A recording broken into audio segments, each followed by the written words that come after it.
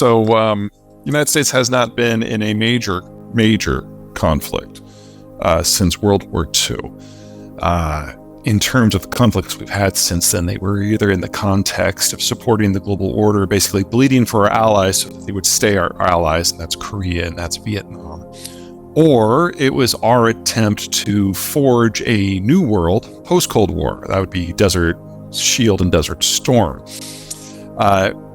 For us to get involved in anything on that scale would require one of two things. Number one, a political leader in the United States who sees international issues as the crucible in which a new identity could be forged.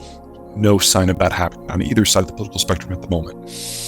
Or someone doing something really breathtakingly stupid and provoking in the United States.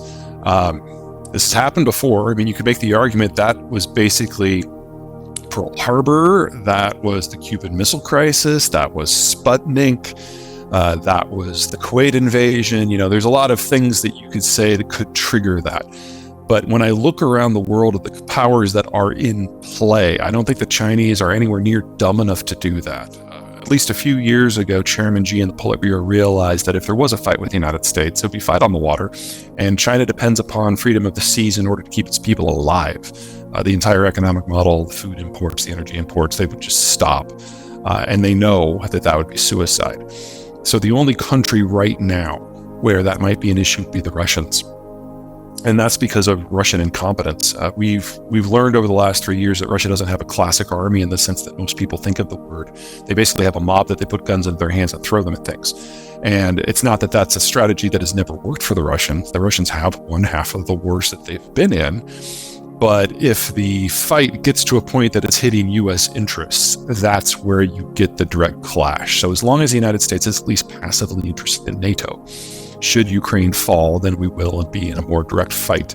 But we are not there now. And if the Russians continue making the gains that they've been making in the last year for the next 5 years, we will still not be there. It's just the dynamism of this conflict is difficult to get your mind around because there are so many things shaping both sides.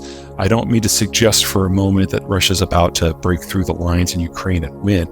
I'm just suggesting that it has to be something on that scale for the United States to be considered getting involved, barring some idiot somewhere doing a direct attack on the United States. And remember, the United States has rested and recouped from the war on terror. Its military isn't doing much from a military point of view right now. There are no occupations. There are no hot deployments. And so if somebody did pick that fight, God help them, no one else. But you mentioned then that the U.S. military is not doing much broadly. And most of the conflicts you described aren't within North America. It's there's nothing within North America that looks viable. Something targeting a U.S. strategic interest to the point that would motivate the U.S. to enter conventional warfare. Stepping it back a little bit, are there regions within North America, perhaps, or concerns that American strategic leadership has within North America that the military could be used for to bring some kind of resolution or achieve a strategic gain? Not at the moment. The only issue where that theoretically could rise would be dealing with Mexico and the drug cartels. Americans' preoccupation with cocaine, their love of cocaine, has basically destroyed the capacity of rule of law to exist in large portions of Mexico. You add into that the general incompetence of the AMLO administration, and Mexico is in a much worse position now in terms of public safety and public health and infrastructure than it was 5 years ago.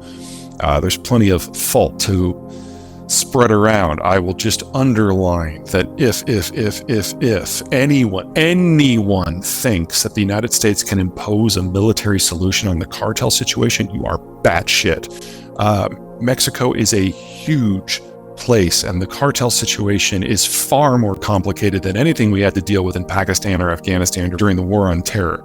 If there is a military angle to be played there, it will have to be hand in glove with the Mexican administration, something like what we did with Colombia. But at the moment, with the current administration in Mexico City, that is not even under a hair of consideration.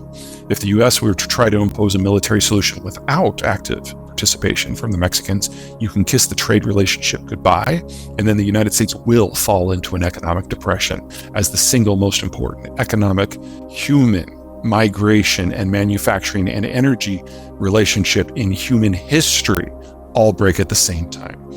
Don't do